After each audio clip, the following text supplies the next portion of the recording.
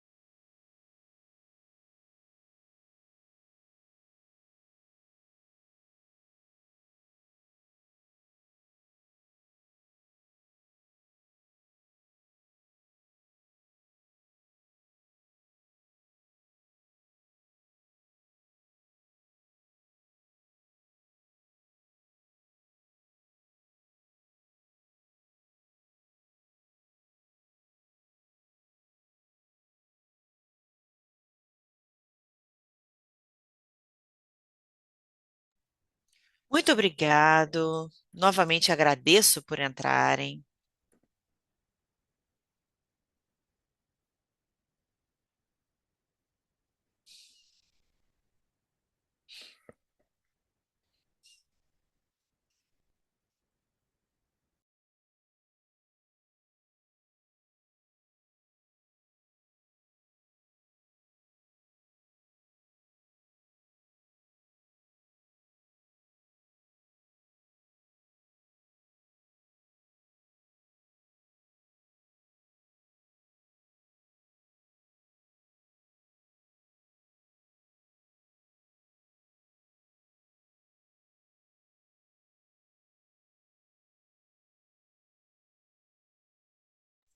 Muito obrigada às pessoas que estão entrando. Eu vou dar novamente a informação sobre os canais de tradução nesse webinar. A gente conta com tradução simultânea português, espanhol e inglês. E para acessar essa tradução, vocês têm que procurar no final do seu dispositivo, pode ser celular ou no computador, um ícone que é um globinho que se chama interpretação.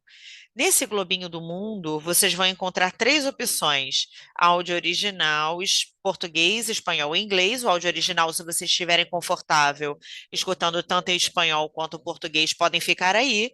Ou se preferirem escutar o webinar em inglês ou português ou somente em espanhol, escolham uma das três opções. Dessa forma, vocês vão acompanhar à conversa e participar quando chegar o momento de perguntas e respostas. Muito obrigado por participarem. Nós estamos esperando mais uns minutinhos para as pessoas entrarem. E, enquanto isso, a gente quer saber de onde vocês estão falando, de que país. E sejam muito bem-vindos novamente a essa nossa sessão.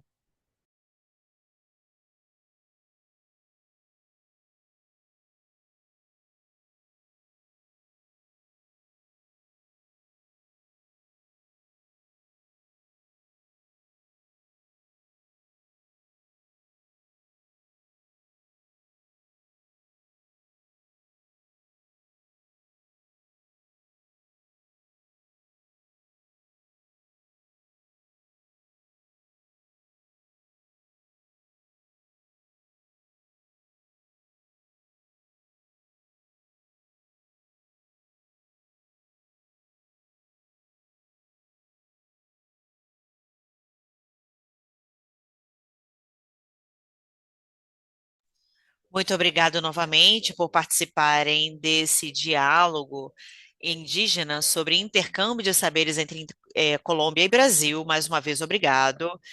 Está sendo organizado pelo Instituto de Conhecimento e a gente vai apresentar para vocês os aprendizados do intercâmbio entre as comunidades indígenas da Colômbia e do Brasil, onde foram implantados projetos de energia eólica em seus territórios. Para falar dessa origem e das mudanças, eu dou a palavra ao José Vega, que é o líder da equipe de energia renovável no escritório.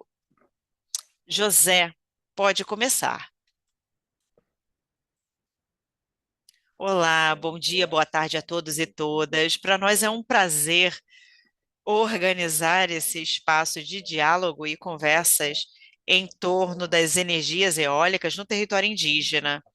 Um espaço para falar sobre o que nós tivemos nesse intercâmbio e que junto nós escrevemos essa maravilhosa cartilha que percorre as principais recomendações, experiências e aprendizados vividos durante esse intercâmbio.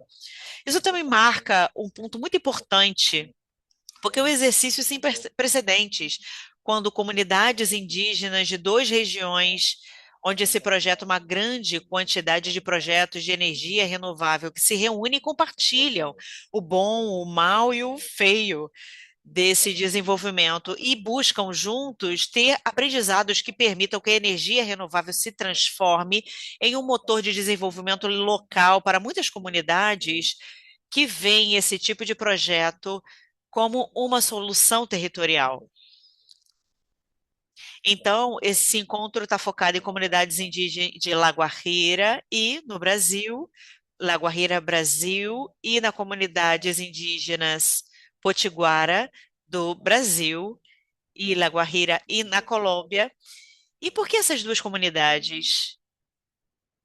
Desde o ano passado, vem se implementando um diplomado que a gente faz em energia eólica com a participação comunitária a nível intercultural. E nesse diplomado, a gente se preocupou em oferecer ferramentas teóricas, práticas e metodológicas para que o povo indígena de Lagoaíra possa tomar decisões melhores diante desses projetos de energia eólica, infraestrutura, como energia de transmissão, conexão, vias de acesso para tomarem decisões melhores dentro desses projetos.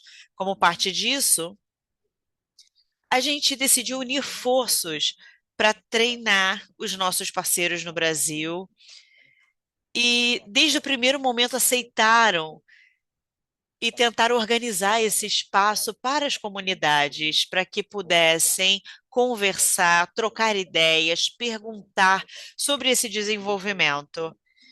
Então, nós funcionamos juntos como organizações pontes, facilitadoras, mas o encontro foi 100% das comunidades. Com eles, a gente organizou a metodologia, conversamos dos temas que queríamos abordar, os dias, a quantidade e detalhes, tudo foi acordado com as comunidades participantes. Isso é um reflexo do que foi esse diplomado em Lagoaíra, porque foi construído com as comunidades um processo de muitos anos, onde a gente tentou entender que tipo de temas eles queriam aprender, que tipo de metodologia queriam usar e como eles tirariam um proveito melhor mais aproveitamento. E nessa metodologia, uma coisa que apareceu com muita força foi experiências. Como a gente passa desse aprendizado conceitual e teórico para um aprendizado muito mais prático, focado na experiência. E por isso a gente fez esse intercâmbio, como a gente aprende diretamente dentro do território, dos projetos, para poder transformar isso nesse motor de desenvolvimento local que a gente precisa ver na energia renovável e também procurar decisões informadas. Qualquer que seja a decisão, mas que seja baseada em informação com dado, teoria e prática. E por isso, esse intercâmbio, do qual a gente se orgulha muito, e que a gente vai fazer um novo intercâmbio esse ano. A gente ainda está definindo alguns detalhes, mas isso faz parte do esforço da CEI Latinoamérica de promover uma transição justa, inclusiva de energia renovável na América Latina. Então, sejam todos muito bem-vindos. A gente deseja uma excelente jornada e vamos voltar agora com o Camilo. Obrigado a todos. Muito obrigado, José, por esse contexto.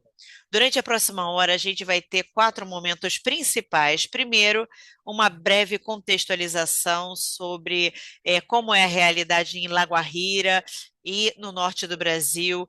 O José já deu um adianto, né? Mas a gente vai entrar mais detalhadamente. E porque isso é chave para o nosso contexto eólico e para os nossos contextos dentro das comunidades indígenas.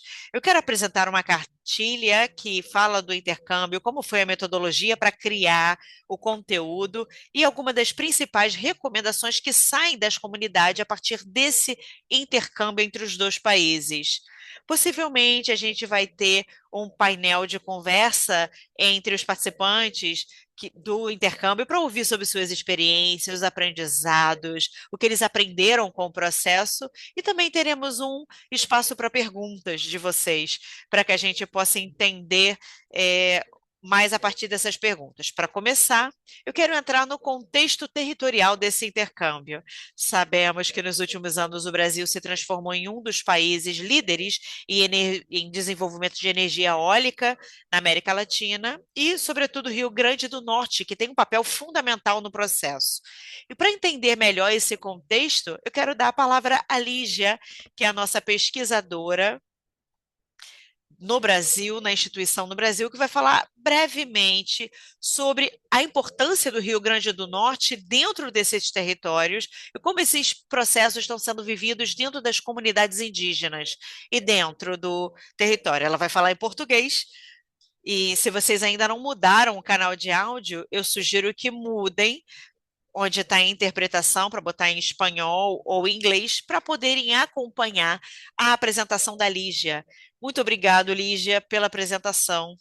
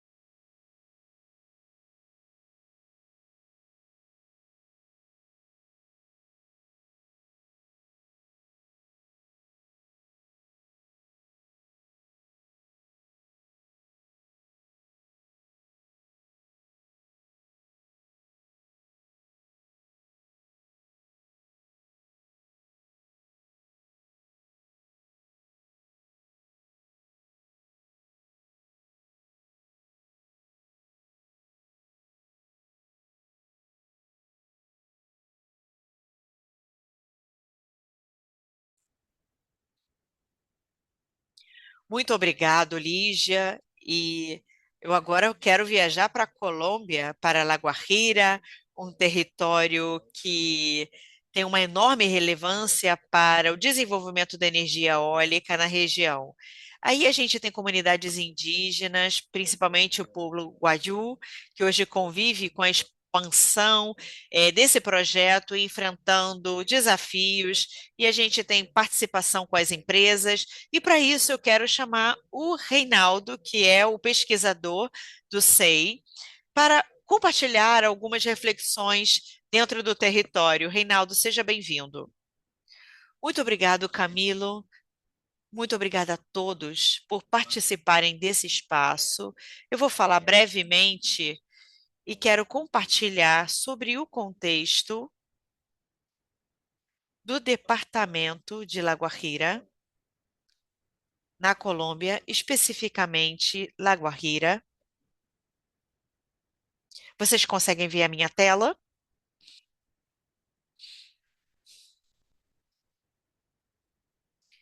Certo. Como a Ali já mencionou, e o Camilo, esse intercâmbio surge à raiz de um diplomado sobre informações e o intercâmbio que fizemos no Brasil sobre dois povos indígenas que estão, de alguma maneira, envolvidos no desenvolvimento dos projetos eólicos.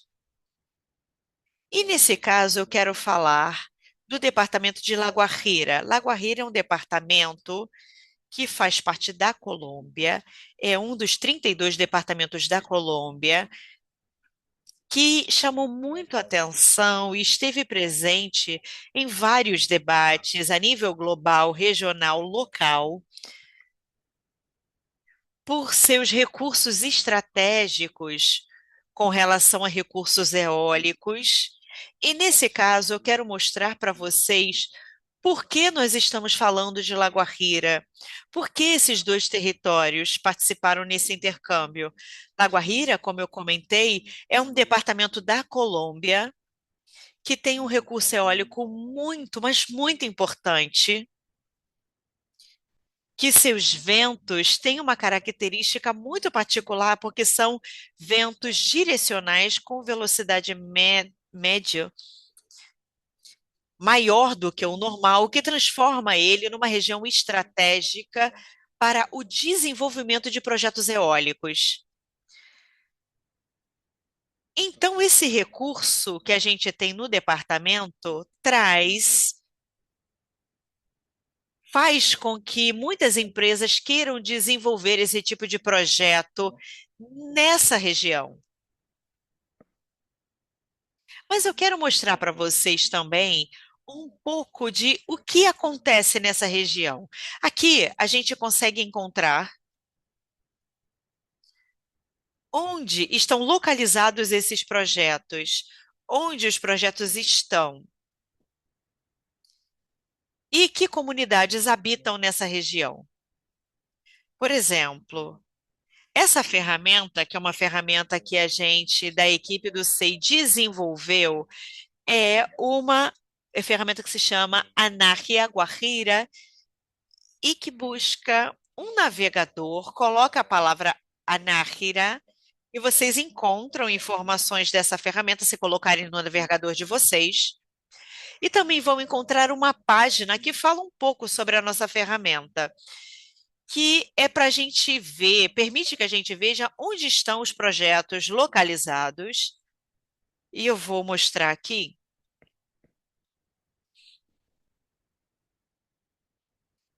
Aqui o departamento de Lagoarrira tem recursos muito importantes, conforme eu disse, que permitem o desenvolvimento desses projetos eólicos.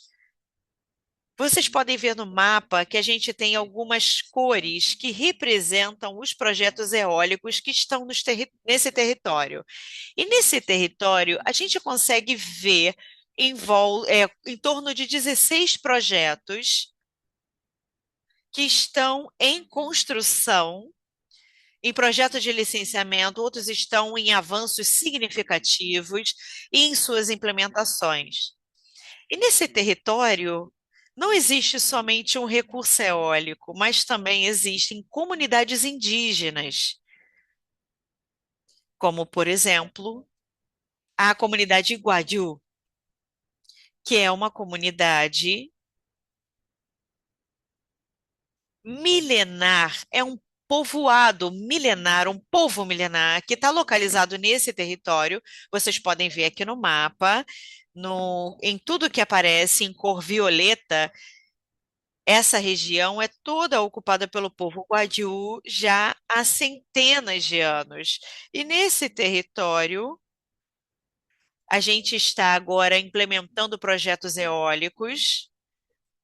E a gente consegue ver um pouco sobre esses projetos eólicos. A gente pode, a partir dessa ferramenta, clicar nesse polígono que temos aqui. A gente consegue ver um projeto que se chama Euro 200 e é um projeto que tem sido desenvolvido pela EPM, uma empresa local da Colômbia. A gente pode ver informações do projeto sobre os geradores. Se a gente der um clique, ele diz para a gente informações sobre os aerogeradores. E a gente também, se der um clique no polígono, a gente consegue ter mais informações sobre esse projeto. Então, nesse contexto da participação das comunidades indígenas e nesse intercâmbio, é basicamente pelo seu protagonismo nesse espaço com as empresas desenvolvedoras, um processo de consulta, as experiências a partir desses intercâmbios, desses espaços com as empresas desenvolvedoras. Isso permite também trocar lições com outras comunidades, como, por exemplo, os potiguaras no Brasil, e dessa forma ter informações, reflexões entre os dois territórios. Nesse momento, o departamento de Lagoa é, trabalha com a entrada de mais de 40 projetos e tem projetado também a capacidade em gigabytes, em termos de 6 a 8, com a entrada de todos esses projetos no território. Então, esse departamento é muito importante para a Colômbia em termos de transição energética, por causa dessa capacidade, desses recursos eólicos que tem. Então, esses 6 a 8 gigabytes de energia que podem gerar nesse território, chegando a quase 50% de toda a demanda energética da Colômbia. Então, essa é parte da importância desse território para a Colômbia, para a América Latina. Como mencionava também a Lígia, esses territórios são importantes não só por seus recursos, mas também porque neles habitam comunidades que, de alguma maneira, estão participando e fortalecendo esse diálogo e esses diálogos com as empresas geradoras de energia. Eu acho que vou parar por aqui. É uma informação muito geral do que é a ferramenta e desse contexto do departamento de Lagoa na Colômbia, mas isso ajuda vocês a entenderem um pouco do que os participantes vão falar a partir de suas experiências de dentro da comunidade. E agora eu passo a palavra ao Camilo novamente. Muito obrigado, Reinaldo e Lígia, por suas intervenções. Eu acho que isso ajuda a entender melhor por que esses territórios são ponto de partida no nosso território. A gente vê isso, por exemplo, por Lagoa em planos de aumentar os projetos de energia eólica no território indígena. A partir dessa realidade, surge a ideia de organizar um encontro entre essas comunidades de Brasil, Colômbia, como objetivo de gerar esse espaço de diálogo de outras comunidades que vivem essa mesma situação, compartilhar as oportunidades, os aprendizados. Dentro da geração de energia eólica dentro dos comunitários. E a gente gerou uma cartilha um portfólio que fala sobre o que se aprendeu, com uma série de reflexões e recomendações. Eu quero lembrar que a gente tem a sessão de perguntas e respostas, que vocês vão ver lá no final. Então, no final desse webinar, a gente vai abrir espaço para responder as perguntas. Se vocês virem alguma coisa e querem fazer alguma pergunta, podem abrir e no final a gente vai falar sobre isso. Essa palavra, essa cartilha, vai ser apresentada pela Lígia e falar sobre o intercâmbio que a gente consegue encontrar nessa publicação. Lígia, é com você.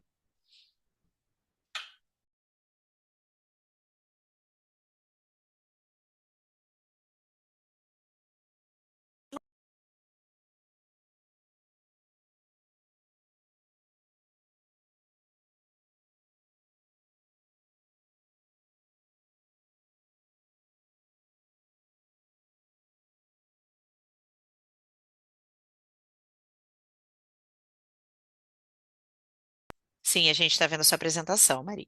Lígia.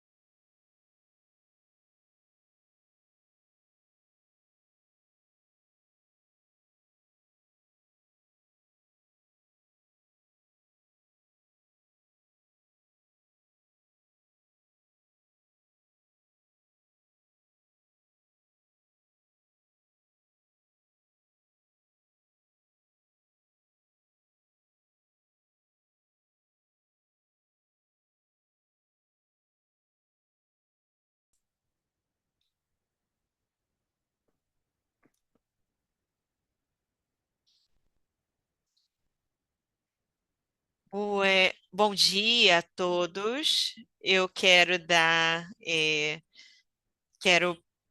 dar as boas-vindas a vocês para retomarem eh, toda essa conversa sobre as comunidades indígenas da Colômbia e do Brasil e que nós consideramos que são elementos-chave para avançar numa transição energética mais justa e com foco territorial.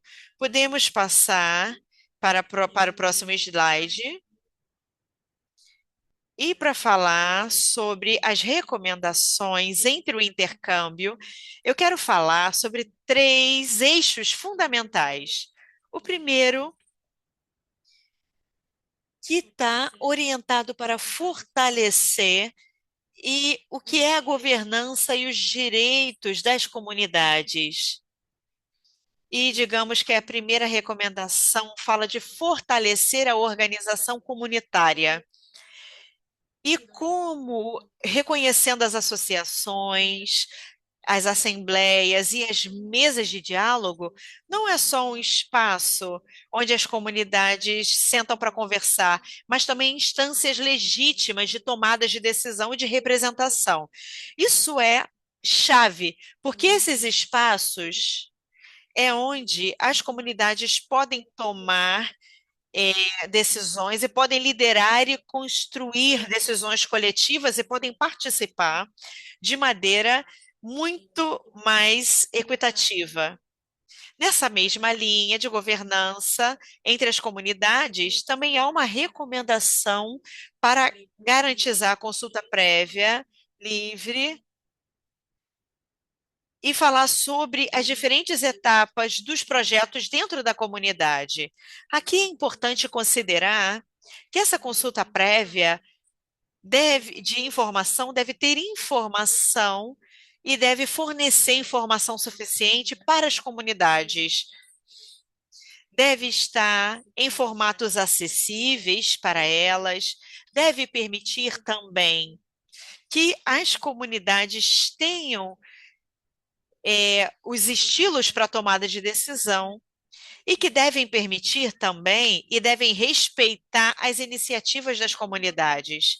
O segundo eixo da recomendação fala sobre transformar a forma como as empresas se relacionam com as comunidades.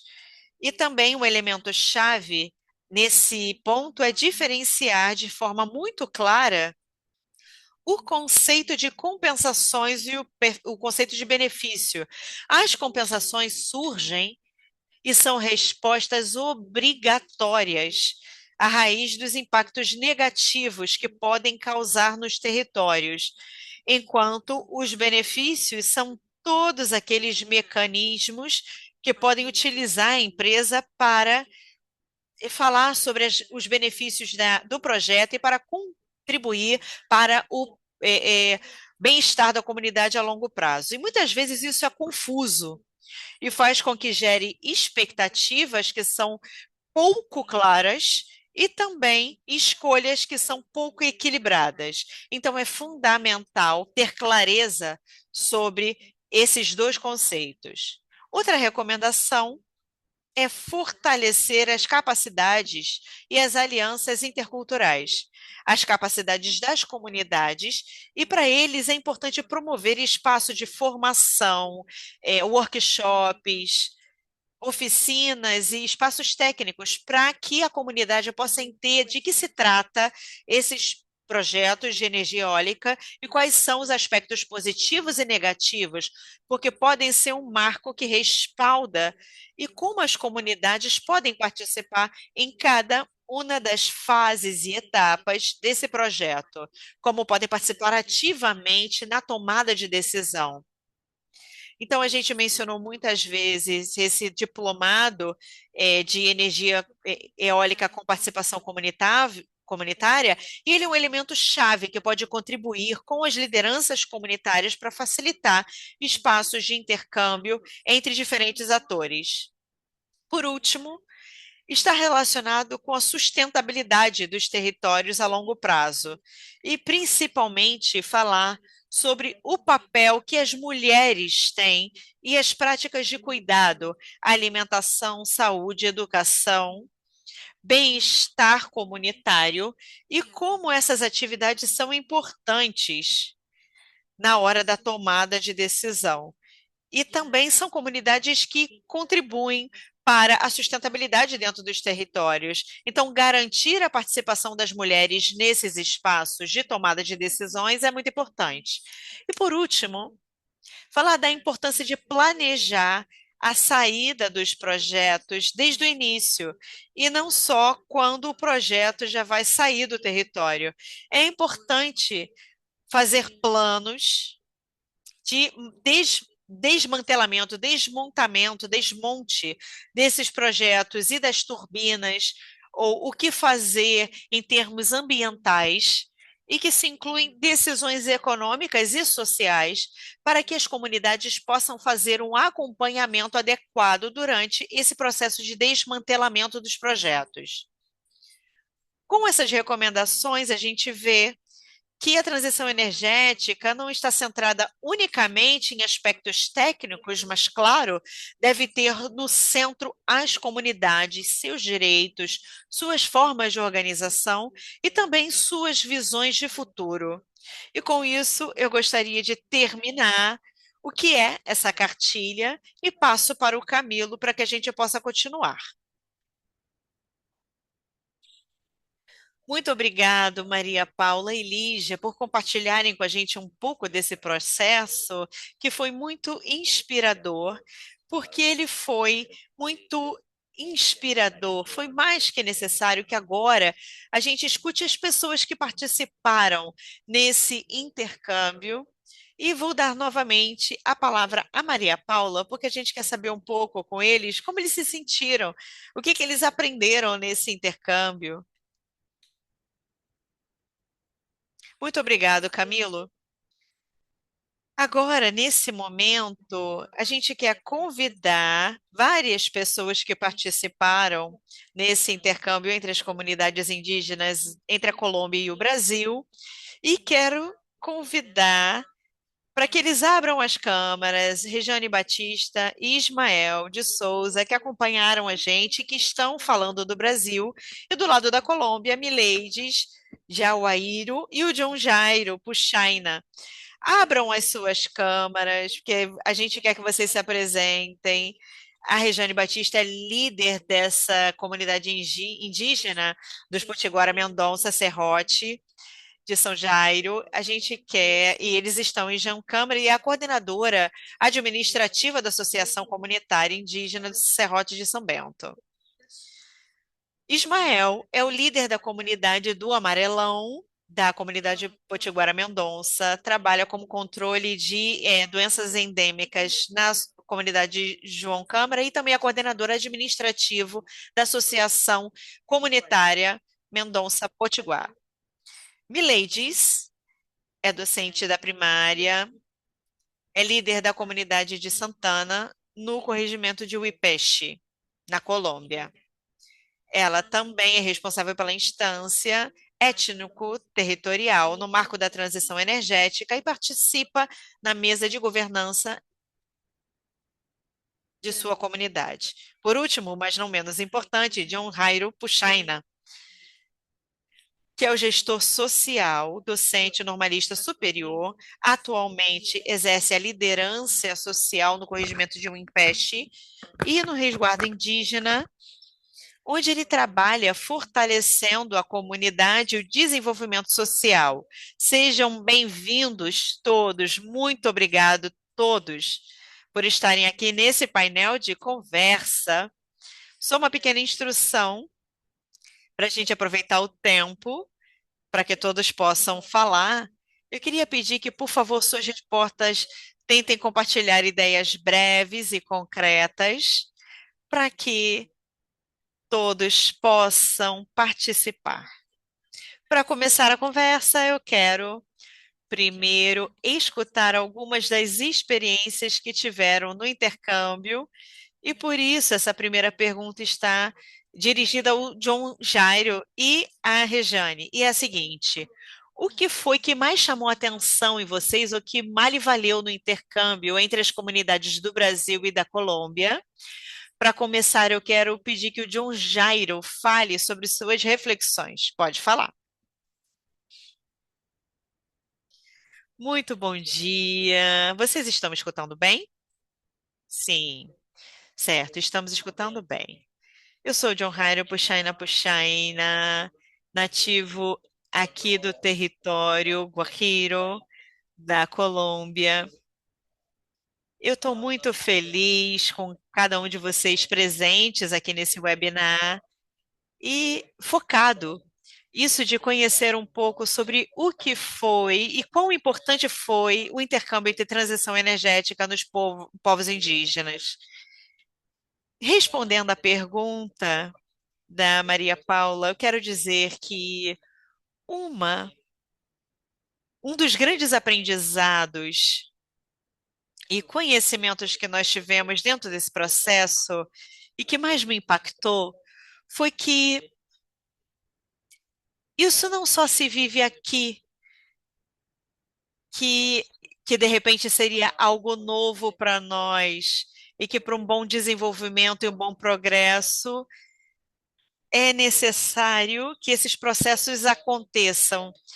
E com muita maturidade, com muito conhecimento, a partir da experiência e da cultura indígena, estão abertos a um diálogo e que foi uma socialização dentro do que foi o que a gente aprendeu com o povo indígena do Brasil. A gente evidenciou que eles já vivem isso e que não são pessoas que, que de repente que estão querendo se ajustar à realidade do mundo global. Na verdade, aqui, a partir da nossa cultura, o que a gente pode ver é que existem certos conceitos, algumas coisas que estão mais limitadas. Então, às vezes, a gente está falhando um pouco no processo. E aqui a gente tem tentado levar em consideração que nós somos aqui do território e o nosso povo indígena está envolvido com isso, que tem conhecimento, aprendizado e que sempre apontem para o desenvolvimento desse positivismo diante das inovações e os impactos que vão sendo apresentados para a gente dentro do nosso território. Quero dizer que a gente trouxe muito conhecimento maravilhoso e que a gente está tentando praticar desde então tudo que a gente teve imerso no nosso intercâmbio, aprendizados e vivências que a gente trouxe para a nossa vida, e é isso que eu quero dizer. Muito obrigado, John Jairo. Isso que você está mencionando é verdade, que a transição energética não é um projeto unicamente da Colômbia, é um fenômeno global. E isso ficou muito claro, que é a nível de América Latina, e por isso a importância da gente ir aceitando a realidade e participando desses projetos e tendo cada vez mais conhecimento de que esses projetos sejam feitos da melhor maneira possível.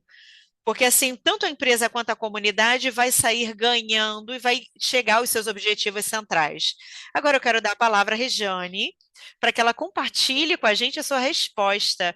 O que foi que mais chamou a atenção em você e o que mais você valorizou desse intercâmbio, Regiane? Vamos lá. Então, pessoal, bom dia a todos e todas. É um prazer estar participando aqui do webinar junto com todos vocês.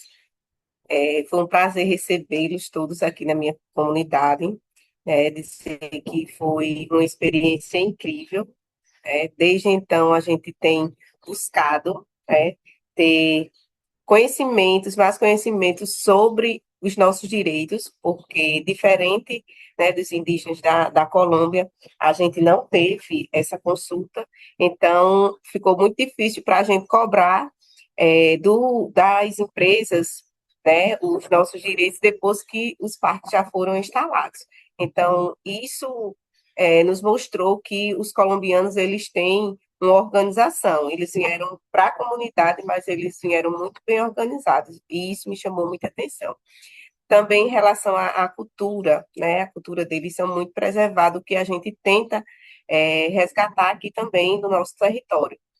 E agradecer novamente, né? A partir dessa cartilha, a gente já tem mais um documento, mais algo que possa nos validar enquanto comunidades indígenas, enquanto povos originários, e mostrar o quanto esses empreendimentos têm impactado aqui no nosso território, né? De forma, muitas das vezes, negativa, né? Tirando o nosso acesso à fauna, à flora, entre outros impactos que tem nos causado aqui no território Mendonça. Então, essas são minhas palavras. Muito obrigada.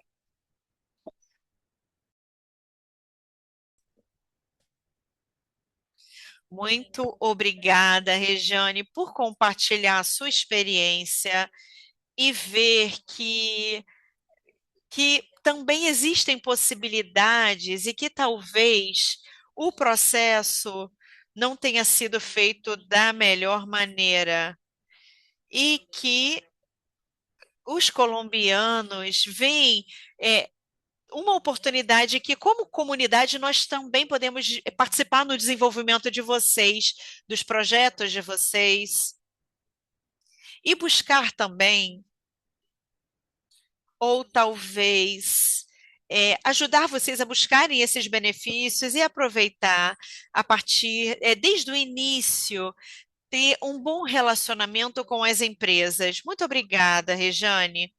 Eu quero continuar com uma segunda pergunta que agora vai para a Milades e para o Ismael, os nossos outros dois convidados. Durante o intercâmbio, a gente teve a oportunidade de escutar o diálogo e experiência de outras comunidades, de seus desafios territoriais e também sobre desenvolvimento de projeto de energia eólica.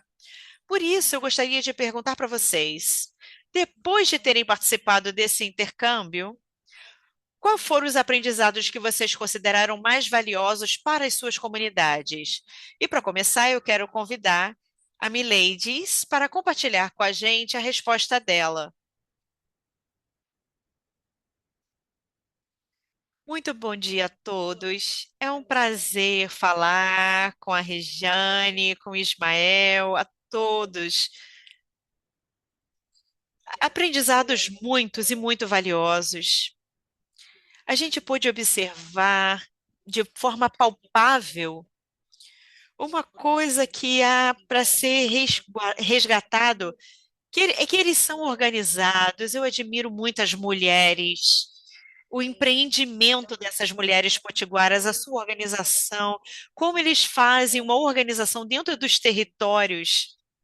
E também me chamou muita atenção que o povo do Brasil, lá, eles não têm impedimentos que eles não têm conhecimento de como se organizar no território e como faz todas as partes do processo, o acompanhamento do processo, porque aqui na Colômbia a gente tem acesso a quais são os direitos, a gente tem um piso jurídico, eles fazem consulta prévia, mas falta uma coisa a nós que eles têm, que é pensar de forma coletiva, organizar tudo e fazer a governança dos territórios.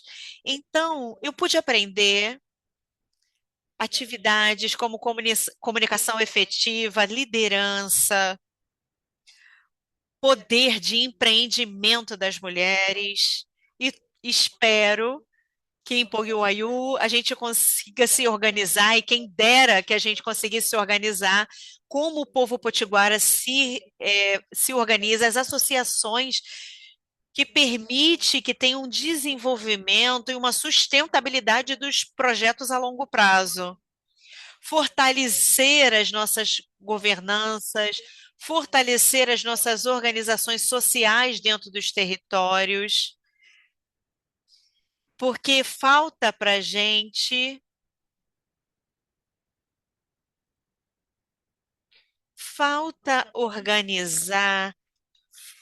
A gente tem uma coisa muito importante que é o diálogo, que ajuda a solucionar de forma jurídica alguns conflitos, mas a gente não pensa tanto nas futuras gerações e que essa transição energética vai anos adiante, e a gente precisa pensar nas nossas gerações futuras.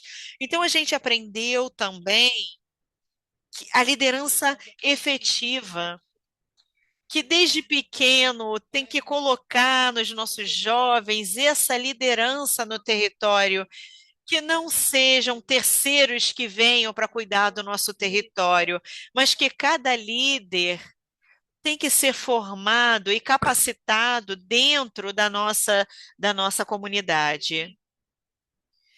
Eu gosto muito desse protagonismo da mulher potiguara, e isso tem que ser replicado, e que eu trouxe comigo o protagonismo dessas mulheres corajosas e que têm problemáticas como em todos os territórios, mas que tem esse contraste, porque foi muito positivo no Brasil isso, muito positivo dos territórios indígenas e que a gente precisa reformular e plantar essa ideia aqui. E acho que eles trouxeram, levaram isso de poder lutar, de poder ser resilientes e poder algum dia conseguir esse piso jurídico que nós temos na Colômbia, levar para o Brasil e terem essa possibilidade de serem consultados previamente dentro dos territórios, de saber como as empresas têm que fortalecer seus projetos, porque hoje eles não têm, mas eles buscam alternativas, eles não estão parados, eles vão atrás do empoderamento das mulheres.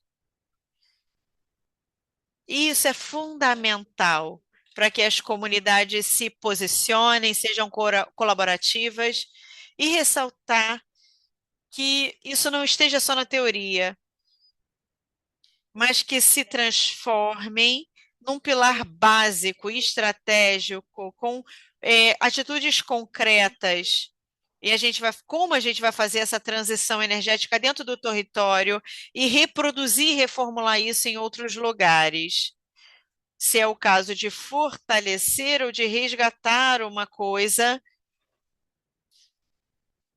então, que esse desenvolvimento seja sustentável para que esses jovens e essas crianças possam ter esperança em nós como líderes hoje. Muito obrigado.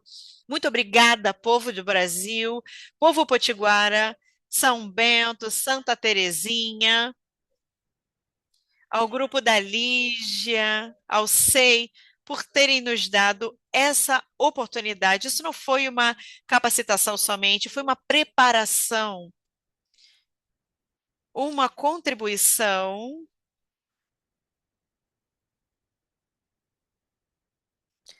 para as comunidades e para os territórios indígenas. Isso é tradição, de verdade. Obrigada. Muito obrigada, Mileide, por compartilhar com a gente essas reflexões e, principalmente, sobre a importância da organização comunitária. Isso também é algo que refletiu a recomendação que a gente tem no documento. Eu gostaria de convidar agora o Ismael para que contar para a gente os seus aprendizados que ele trouxe desse intercâmbio para a sua comunidade. Ismael, seja bem-vindo. Bom dia, boa tarde. Agradeço pelo convite, tá? Pela oportunidade de compartilhar um pouco do que foi essa experiência. Assim, primeiro gostaria de destacar alguns pontos. Inclusive foi fala da colega anterior em relação especificamente à organização. De fato, a gente já tem organização, a gente já trabalha nesse processo de fortalecimento já há um tempo. No entanto, diante das apresentações que foram feitas, principalmente de uma parte que a gente não alcançou aqui, que é esse processo de descomissionamento, ou o que os colombianos chamam de desmantelamento, tá? Para ficar nesse termo. A gente não passou por essa etapa ainda, e por a gente ter parques eólicos implantados dentro do território, isso foi possível porque a gente não tem a demarcação como foi trazido anteriormente, tá? A gente, toda essa nossa organização, a gente caminhou bastante, de fato, mas diante desse processo no futuro de descomissionamento, por exemplo, isso vai representar um desafio para a gente. Isso a gente conseguiu perceber a partir do momento que a gente ouviu os parentes que estão passando por esse desafio, tá? Foi também importante na apresentação, especificamente em relação a uma tecnologia que foi implantada, tá, no território dos parentes colombianos, em relação a um dessalizador, por exemplo, que não houve um processo, vamos dizer assim, de preparo por parte da, assim, de parte da empresa para garantir que a comunidade, no futuro, por exemplo, pudesse assumir e dar, vamos dizer assim, ter autonomia em relação ao sistema. Ou seja, a empresa saiu, o sistema saiu, ou deixou de funcionar. Então, assim, isso serviu de muita experiência para a gente, no sentido de que a gente tem também uma usina de desalinização, como foi mencionado agora há pouco, na introdução, e que isso abre, vamos dizer assim, uma reflexão importante para a gente. Então, e daqui a 5 anos, daqui a 10 anos, tá? Isso dialoga com um outro contexto, que é essa necessidade da gente fortalecer cada vez mais esse processo de capacitação aqui no território, no território Mendonça, no território dos Potiguara como um todo, tá? No sentido de capacitação em energia renovável, entender o que é, entender como funciona, entender os problemas que ela traz, eventuais benefícios, por exemplo, e principalmente estimular o processo de pensar a longo prazo. Eu sei que em alguns momentos é um pouco difícil a gente imaginar daqui a 25 anos, né? Que aí seria o período de, entre aspas, vida útil de um parque eólico, por exemplo. Então, mas é um exercício que a gente tem tentado fazer aqui, tá? Para decidir, por exemplo, e discutir sobre autoriza a implantação, não autoriza, como é que a gente se posiciona, tá?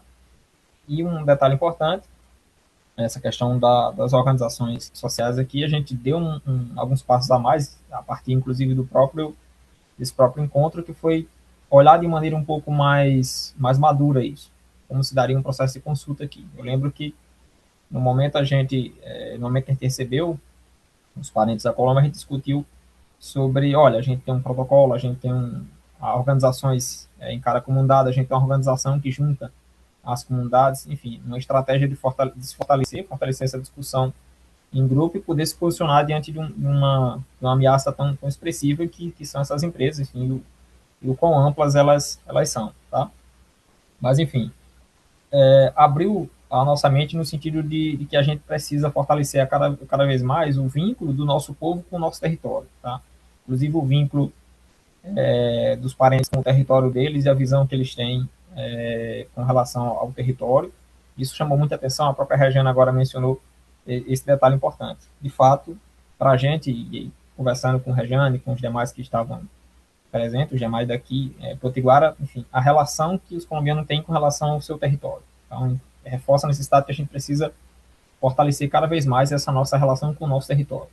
Tá? Entendendo que se a gente não fortalece essa relação, por exemplo, a gente limita e reduz, vamos supor, daqui a 15, 20 anos, por exemplo, uma empresa chegar e dizer, não, a gente vai gerar energia, vai trazer esse benefício para vocês, enfim, e isso geraria uma série de prejuízos.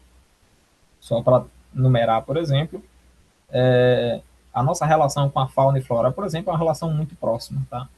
Tanto do ponto de vista de animal silvestre, por exemplo, no uso da alimentação, enfim, de plantas, por exemplo, no uso da medicina tradicional. Então, a gente pode começar a perder muito isso com o avanço das energias renováveis, em especial a energia solar, tá? Que ela causa um dano expressivo no território, e a gente precisa fortalecer essa consciência coletiva aqui em relação aos danos que ela causa. Os benefícios, a própria empresa se encarrega de tentar colocar até para estimular as famílias e o pessoal a concordar.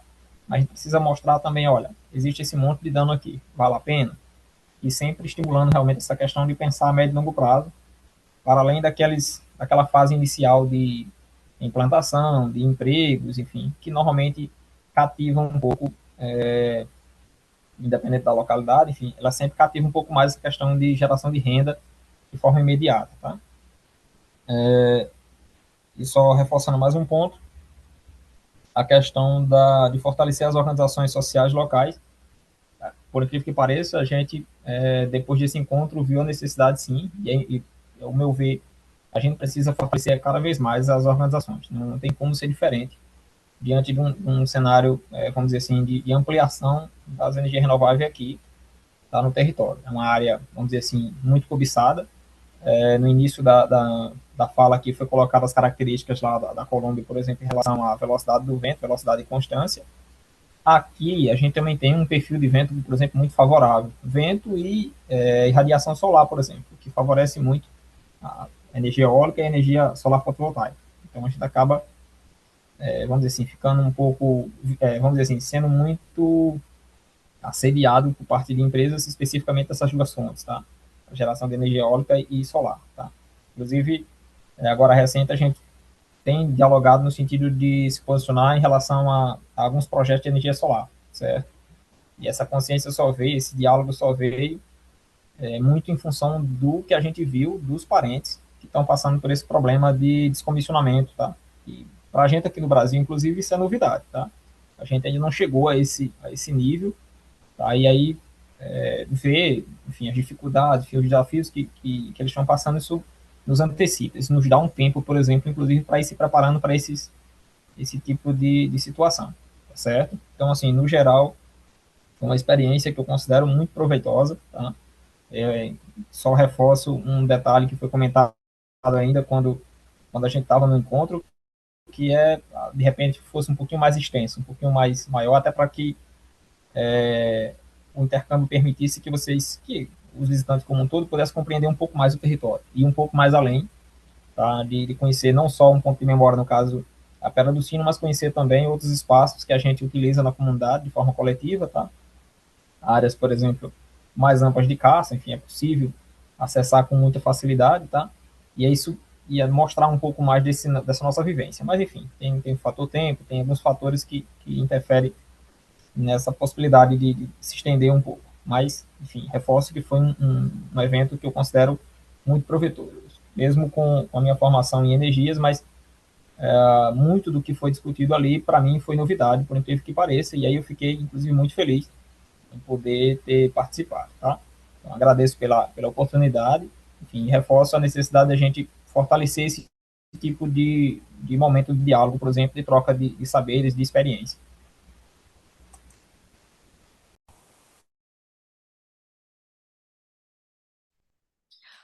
Muito obrigada, Ismael. E sim, a gente fica muito feliz que vocês estejam vendo esse intercâmbio como uma coisa proveitosa para as comunidades de vocês.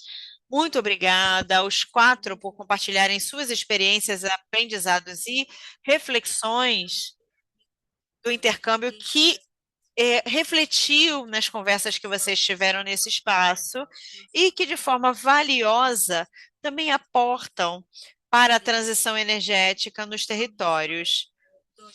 Com isso, eu dou por finalizado esse painel e dou a palavra ao Camilo. Obrigado, Maria Paula, e aos participantes que compartilharam suas experiências, reflexões. Agora é hora de dar um espaço para responder alguma das perguntas que vocês mandaram nas perguntas e respostas. Se vocês quiserem colocar, vocês podem botar aí que a gente vai dar a resposta. Eu vou dar a resposta ali, eu vou dar a palavra à Lígia e à Maria Paula para que elas possam responder essas perguntas.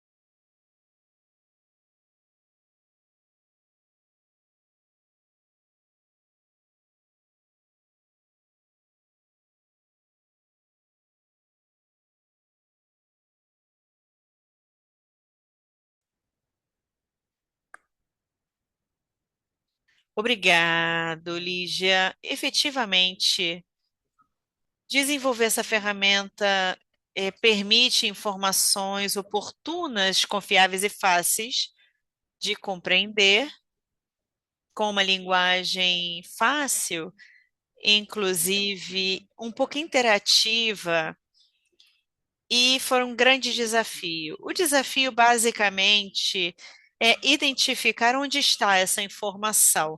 Sabemos que muitas dessas informações se recopilam no território dos estudos de recursos eólicos por parte das empresas desenvolvedoras. São públicas, são pesquisas públicas, mas onde estão essas informações? Onde estão esses dados? Para nós, identificar quem são os atores, que é uma tarefa, ver quem são as autoridades ambientais e regionais, e assim poder nos aproximar dessas informações, para fazer análises dessas informações, poder carregar essas informações. A gente sabe que nesses estudos a quantidade de informação e de dados é enorme, de modo que a gente teve 2, 3, 4 teras de dados para conseguir fazer, mas essa quantidade de informação carregar pode ser um pouco difícil para as comunidades identificar quais são as informações necessárias de verdade. E os estudantes da primeira corte do diplomado conversaram com a gente e nos ajudaram a identificar quais são os dados que devem ser carregados de fato e para que possam ser acompanhados. Quais são as informações, o nome das empresas, os documentos necessários, as licenças, os decretos, informação técnica do projeto, né? Capacidade, número de geradores. O desafio foi saber onde esses dados estavam e poder recopilar e se aproximar das autoridades ambientais, dos bancos de dados e de informações, no caso de governo, para poder ter acesso e depois fazer o processamento desses dados.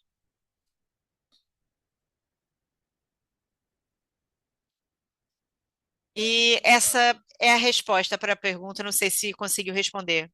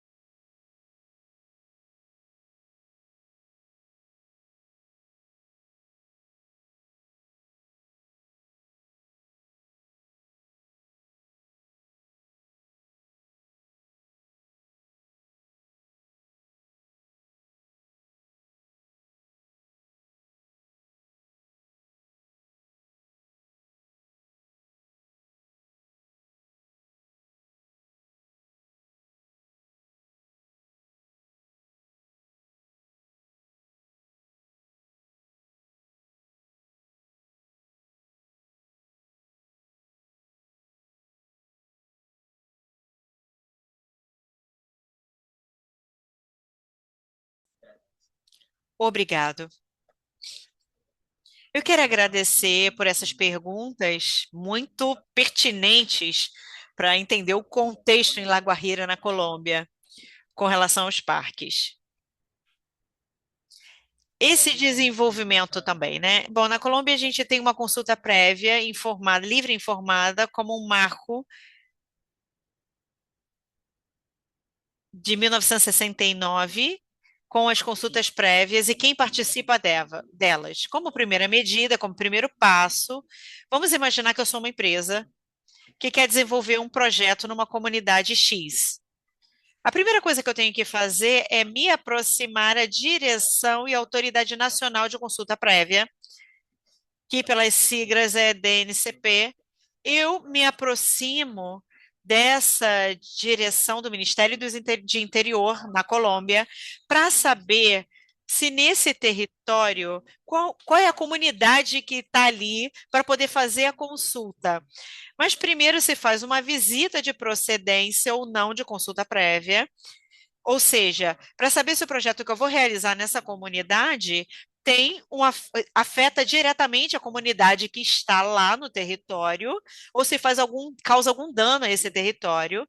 Eu devo fazer uma visita, fazer uma identificação de localização, ponto-chave estratégico dentro da comunidade, colégio, outros pontos-chave para a comunidade que possa ser impactado pelo desenvolvimento do projeto.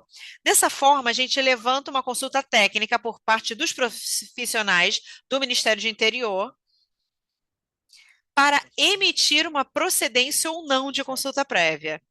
Esse certificado de procedência, uma resolução,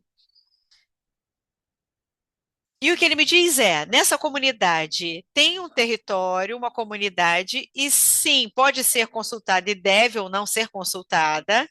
Então, a gente faz uma correlação e a gente convoca os atores e terceiros interessados em participar dessa consulta prévia e as autoridades ambientais nacionais e territoriais. E, assim, os organismos de controle também participam. A gente se convoca em La Guajira, a gente tem o que a gente chama de assuntos indígenas e, e também lá a alcaldia, a prefeitura, né, que é a secretaria de prefeitura, que são pessoas que podem participar e organizações que podem participar nessa pré-consulta, que constituem acordar como devem trabalhar e desenvolver essa consulta. A gente faz uma reunião metodológica nesse espaço, que é uma consulta, e mostra quem são os atores que vão participar, a data e o tipo de desenvolvimento que pode ser feito dentro desse espaço. Isso nasce a consulta prévia, que é a execução dessa rota que é acordada previamente entre os atores envolvidos. E essa consulta prévia é a autoridade que dirige esse espaço. E a pergunta que você está me fazendo é: quem assume os custos? Geralmente é a empresa desenvolvedora que assume o custo logístico desse espaço. E tem uma coisa particular no departamento de La Guajira, que muitas das entidades que participam não têm a capacidade.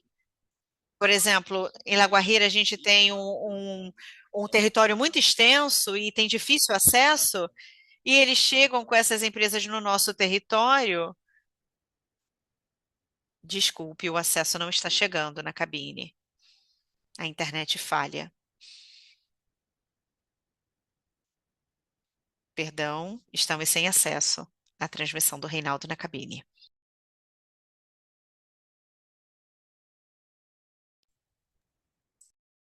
Eu acho que ele caiu mesmo, porque travou a imagem dele.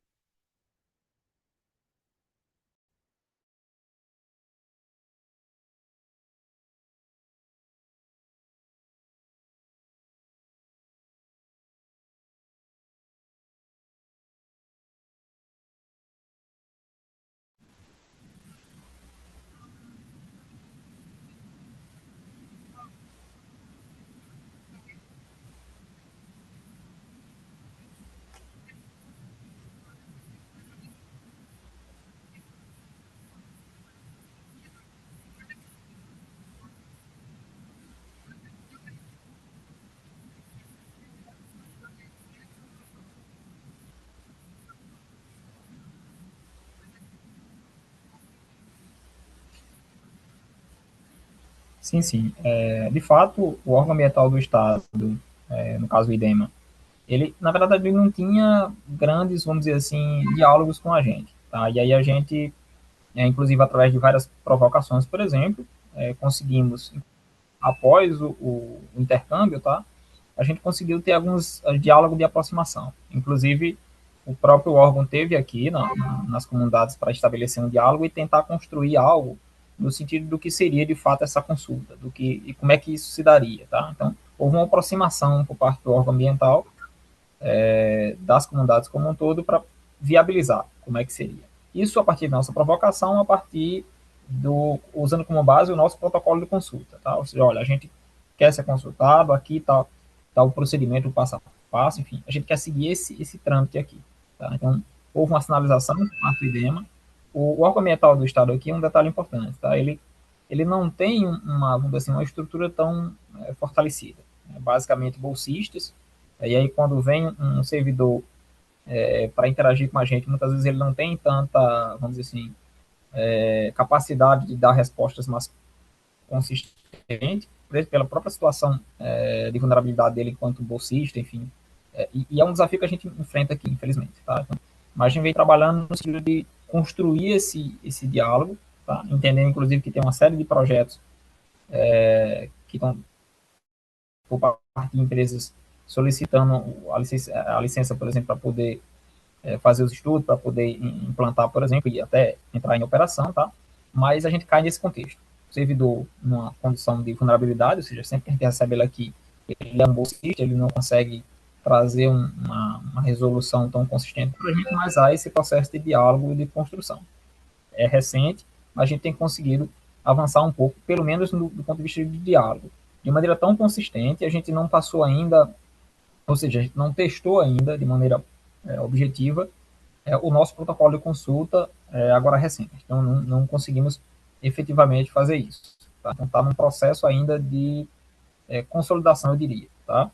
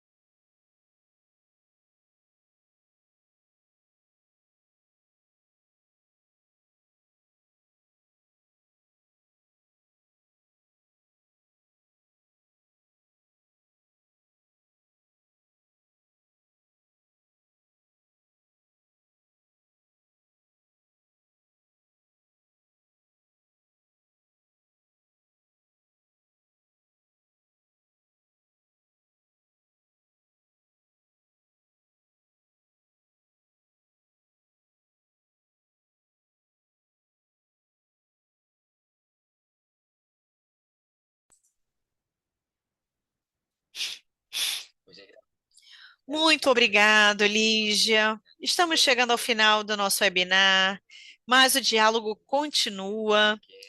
Então, antes de terminar, eu quero agradecer muito especialmente às comunidades indígenas do Brasil e da Colômbia que participaram desse intercâmbio e estiveram com a gente nas nossas experiências e aprendizado. E quero pedir também muito obrigada a vocês que participaram com a gente nesse espaço para falar sobre as recomendações. Obrigado pelas perguntas. Esperamos que essa cartilha e esse espaço contribuam para fortalecer esse processo de transição energética dentro dos territórios, culturas, comunidades que convivem com esses projetos. Quero chamar vocês a descarregarem, né? A pegarem esse material, a curtirem esse material, usarem ele de forma efetiva. Aqui nós temos na tela os e-mails, né, para continuarem esse diálogo. E repito, façam download do material. Obrigado por nos acompanhar. Espero continuar construindo esse diálogo entre os dois setores. Muito obrigado. Grande dia e bom almoço para os que estão em Brasil.